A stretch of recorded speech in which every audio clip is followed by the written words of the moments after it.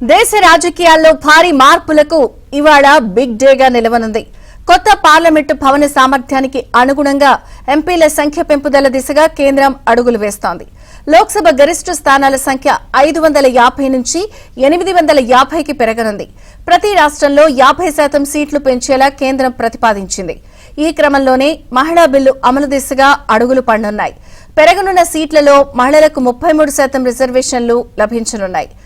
2011 జనాభా లెక్కల ఆధారంగా కాకుండా కొత్త ఫార్ములాతో నియోజకవర్గాల పునర్విభజన జరగనుంది. దీనికి సంబంధించి నేడు సభలో కేంద్ర ప్రభుత్వం కీలక ప్రకటన చేయనుంది.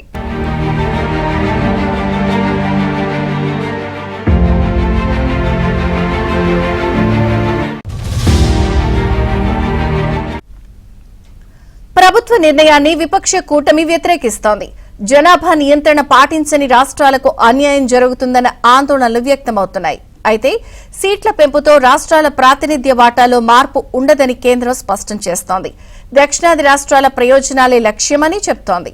కేంద్రం చెబుతున్న దాని ప్రకారం తమిళనాడు సీట్లు 39 నుంచి 59కి, ఏపీ సీట్లు 25 నుంచి 38కి, తెలంగాణలో 17 సీట్ల నుంచి 26కు పెరిగే అవకాశం ఉంది. ఉత్తరప్రదేశ్లో లోక్సభ స్థానాలు అత్యధికంగా 120కి చేరనున్నాయి. మహారాష్ట్రలో 72, బీహార్లో 60 సీట్లకు చేరనున్నాయి.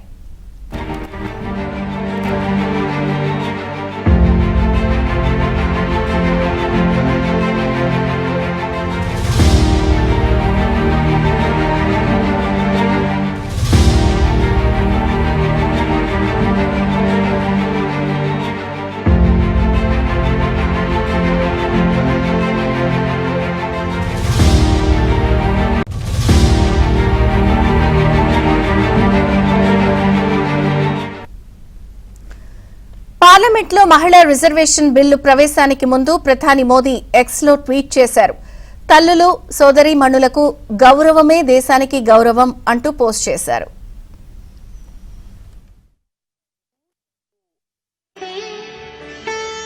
వ్యుచ్ఛంతీః రశ్మిభిర్ విశ్వమాభాసిరోచనం తాత్వాముషర్వసూయవో గీర్భిః కణ్వా అహూషత. డీలిమిటేషన్ కు వ్యతిరేకంగా కేంద్రంపై తమిళనాడు సీఎం స్టాలిన్ పోరుబాట పట్టారు. డీలిమిటేషన్ కు వ్యతిరేకంగా రాష్ట్ర వ్యాప్తంగా నల్ల జెండాలు ఎగురవేయాలని సీఎం స్టాలిన్ పిలుపునిచ్చారు. పునర్విభజన బిల్లును నిరసిస్తూ నామక్కల్ జిల్లాలో స్టాలిన్ నిరసన చేపట్టారు. నల్ల జెండా ఎగురవేసి డీలిమిటేషన్ బిల్లు ప్రతులను దహనం చేశారు.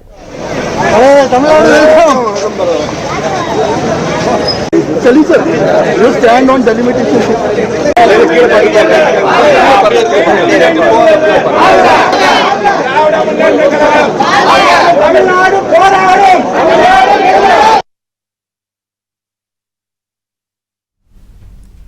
ఈ నిరసన కార్యక్రమంలో డీఎంకే నాయకులు, కార్యకర్తలు పెద్ద సంఖ్యలో పాల్గొన్నారు. కేంద్ర ప్రభుత్వం తీసుకొస్తున్న ఈ పునర్విభజన విధానం దక్షిణాది రాష్ట్రాలకు అన్యాయం చేస్తుందని స్టాలిన్ ఆగ్రహం వ్యక్తం చేశారు.